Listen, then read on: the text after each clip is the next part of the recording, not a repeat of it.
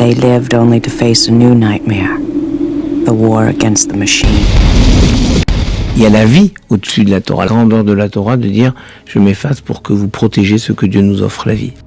Alors qu'Israël est en train d'anéantir une partie de la population, donc il y avait déjà beaucoup de refoulés, beaucoup de colère en interne, et quelque part, Israël ne permet même pas un espace pour de l'empathie. Les communautés libanaises, au début, quand ils ont recueilli des gens du Hezbollah, ils ont eux-mêmes parfois été bombardés, donc la suspicion est encore plus élevée. Il faut imaginer la guerre psychologique, vous êtes à Beyrouth, vous entendez les drones tout le temps. Et au fait, Israël a accès au téléphone de tout le monde. Il vous appelle. Il y a eu une histoire incroyable où il y avait un combattant du Hezbollah, après le premier cessez-le-feu, qui sort de Bent Jbeil, qui était tout seul, et qui marche jusqu'à un village du sud chrétien libanais. Il est blessé, les villageois le reçoivent, hospitalité libanaise, solidarité libanaise, ils commencent à le traiter. Le téléphone du maire sonne. L'armée israélienne était au téléphone, il y avait un drone au-dessus d'eux, ils leur ont dit « vous le livrez à nous ».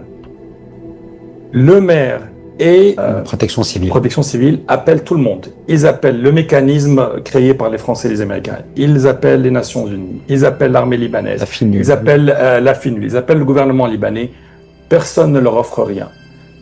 Le commandant israélien rappelle 40 minutes plus tard, il leur a dit « le temps est passé, passez-moi le blessé ». Parce que les Libanais disent « on ne va pas vous le donner, il est blessé, il est protégé par le droit international ».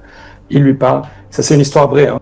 Et il a marché, il s'est rendu lui-même à l'armée israélienne. Il y a une forme aujourd'hui de contrôle.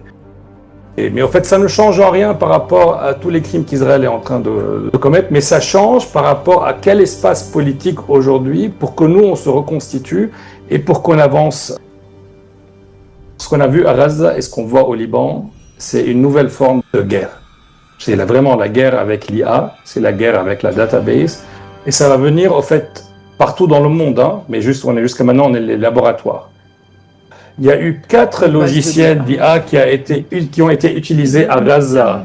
Mais c'est des noms de logiciels. Where's Daddy? C'est un logiciel qui suit et dès que quelqu'un rentrait à la maison, ils savent et ils frappaient la maison. C'est pour ça qu'il y a eu tellement de gens de famille.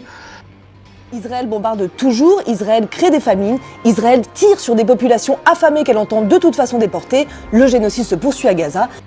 Israël attaque le Liban, Israël attaque la Syrie, Israël est en train de commettre un génocide à Gaza. C'est aussi Israël qui a été attaqué le 7 octobre. D'accord, on ne peut pas écrire toute l'histoire à partir du 7 octobre. Il y a la vie au-dessus de la Torah.